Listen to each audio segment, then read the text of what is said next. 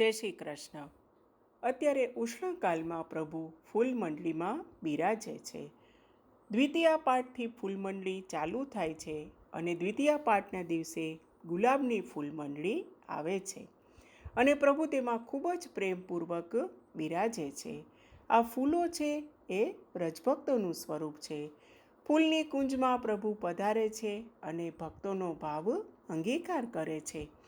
ગુલાબ, મોગરો, ચંપો, પીળા ફૂલની, જુઈની વગેરેની અલગ અલગ પ્રકારના ફૂલોની ફૂલમંડળી સિદ્ધ થાય છે. હવે જે ગુલાબ છે એ સ્વામીજીના અધર કપોલથી પ્રાકટ્ય થયું છે એટલે એ ભાવથી ગુલાબની આવે છે ફૂલમંડળી. પીળા ફૂલની રાધા સહચરીના ભાવથી આવે છે. ચંપાની સ્વામીજીના માનરૂપથી આવે છે. તે ઉપરાંત કમળની, તુલસીજીની વગેરેની પણ અલગ અલગ પ્રકારની ફૂલમંડળી સિદ્ધ થાય છે.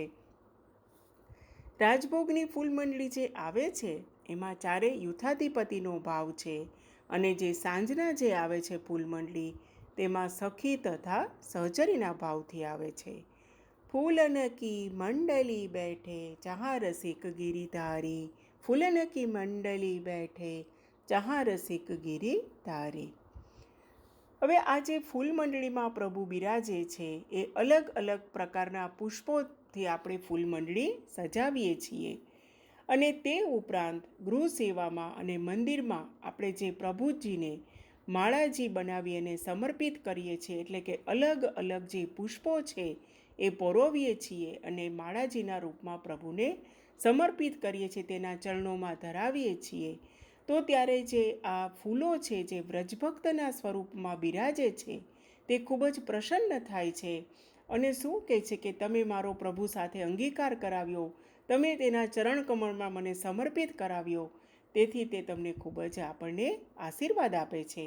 એટલે તો એવું કહેવાય છે કે જો કોઈ ભક્ત પ્રભુને રોજ સુંદર અલગ અલગ પ્રકારના પુષ્પો જે પ્રભુને આવે છે તે પરોવી અને જે માળાજી સિદ્ધ કરી અને ધરાવે તો પ્રભુ તો ખૂબ પ્રસન્ન થાય જ છે.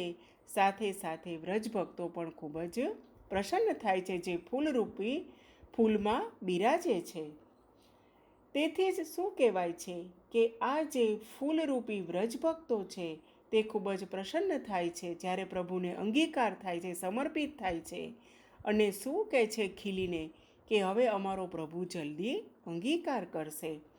અને અંતમાં આપણે કહીશું કુસુમ બંગલા બેઠે લાલ, કુસુમ બંગલા બેઠે લાલ.